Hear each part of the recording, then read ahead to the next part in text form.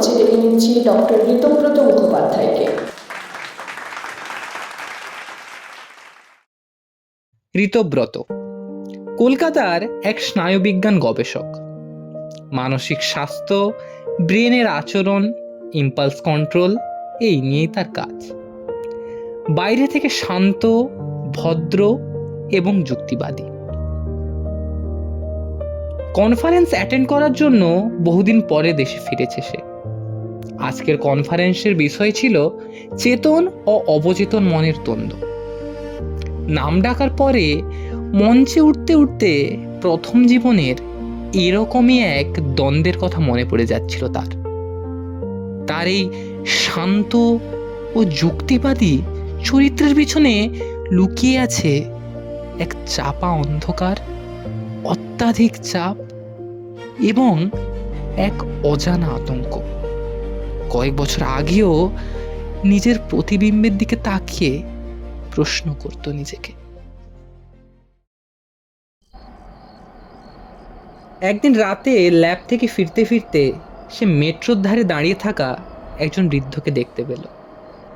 সাদা চুল, তীক্ষ্ণ দৃষ্টি এবং তার চারিদিকে অদ্ভুত এক আভা। বৃদ্ধ হঠাৎ করে তার দিকে তাকিয়ে বললেন, খুব অন্ধকার।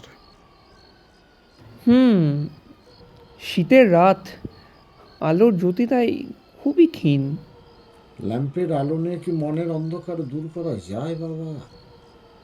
এই যে এক সমুদ্র উত্তাল ঢেউ নিয়ে দাঁড়িয়ে আছো চুপ করে, এত কষ্ট, এত ঝড় বয়ে নিয়ে কোথায় যাবে? ঋতব্রত চমকে ওঠে। এ কথা তো সে কাউকে বলেনি। বৃদ্ধের মুখের দিকে অবাক হয়ে তাকিয়ে থাকে সে। বৃদ্ধের সেই উজ্জ্বল শান্ত দৃষ্টি তাকিয়েছিল তারই দিকে। সে দৃষ্টি অন্তর্ভেদী, অজাগতিক। মানুষের সমস্ত মুখোশ ভেদ করে সূক্ষ্ম আত্মার মুখোমুখি তাকিয়ে থাকা সেই বৃদ্ধ বড্ড বেশি রকম শান্ত, গম্ভীর। ঋতব্রত মন্ত্রমুগ্ধের মতো তাকিয়ে রইল বৃদ্ধের দিকে। বৌদ্ধ পুরাণের নাম শুনেছ? বৌদ্ধ পুরাণে মারা হলো এমন এক শক্তি যা মৃত্যু, পুনর্জন্ম আর কামনার সাথে জড়িত। বোধোদয় ও শুভচিন্তার বিরোধী অশুভ শক্তির মূর্ত প্রতীকই মারা। ঋতব্রত খানিক তাকিয়ে থেকে বলল, আমি বিজ্ঞানের ছাত্র, ধর্মীয় গল্পে আমি বিশ্বাসী নই। বৃদ্ধ চোখ সরিয়ে তাকালেন দূরে অন্ধকারের দিকে। হালকা হেসে স্বগতোক্তির সুরে বললেন, মারা কোনো দেবতা বা দানব নয়, মারা হলো তুমি নিজে। ঋতব্রত অবাক হলো, কিন্তু কিছু বলার আগে এসে তাকিয়ে দেখল বৃদ্ধ হারিয়ে যাচ্ছে ভিড়ের মধ্যে। এরপর কয়েকদিন ধরে ঋতব্রত অনুভব করতে থাকে কিছু অদ্ভুত ঘটনার পুনরাবৃত্তি। ল্যাবে কাজ করতে করতে অদ্ভুত এক গলা তার মাথায় ফিসফিস করে।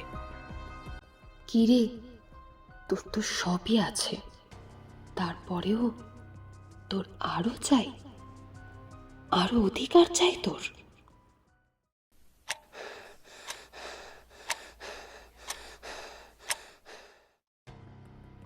সব হারিয়ে যাবে, তুই পারবি না। মাথার মধ্যে ক্রমাগত চলতে থাকা সেই সর্বগ্রাসী আওয়াজ ঘিরে ধরে তাকে চারিদিক থেকে। নিজের প্রতিবিম্বের দিকে তাকিয়ে নিজেকে নিজের চোখেও বিশ্বাস করতে পারে না সে। সবকিছুতেই সন্দেহ।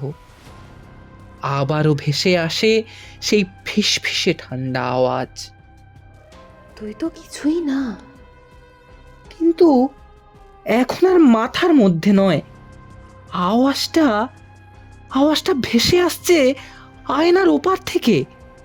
বদলে যাচ্ছে তার প্রতিবিম্ব। ওপারের মানুষটা সে, কিন্তু সে নয়। এমন নির্লিপ্ত, শীতল, প্রাণহীন শূন্য দৃষ্টি তার কেন কোনো মানুষের হতে পারে না? মানুষের জাগতিক সমস্ত চাওয়া পাওয়া, লোভ, লালসা, ক্রোধ, ঈর্ষা স্তূপাকৃত হয়ে যেন তার অবয়ব নিয়ে তাকিয়ে আছে তারই দিকে।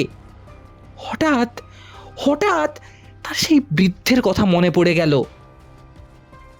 এই কি সেই মারা? ঋতব্রত ভয় পেয়ে দুপা পিছিয়ে আসতে চাইল। তুমি আমাকেই ভয় পাচ্ছ, আর আমি তো তোমারই অন্য একটা রূপ। আমি তোমার ভয়, তোমার লোভ, তোমার সন্দেহ। আমি মারা। আমি সেই শক্তি যাকে প্রাচীনরা মারা বলে চিনত। জানো বুদ্ধদেব কিভাবে আমাকে হারিয়েছিলেন? ধ্যান করে? না, স্বীকার করে। তিনি বলেছিলেন, আমি তোমার অস্তিত্ব জানি, কিন্তু তোমার শাসনে নেই। ঋতব্রত দাঁড়িয়ে রইল আয়নার সামনে। অনুভব করল কমছে বায়ুর শীতলতা, স্বাভাবিক হচ্ছে তার শ্বাস প্রশ্বাস।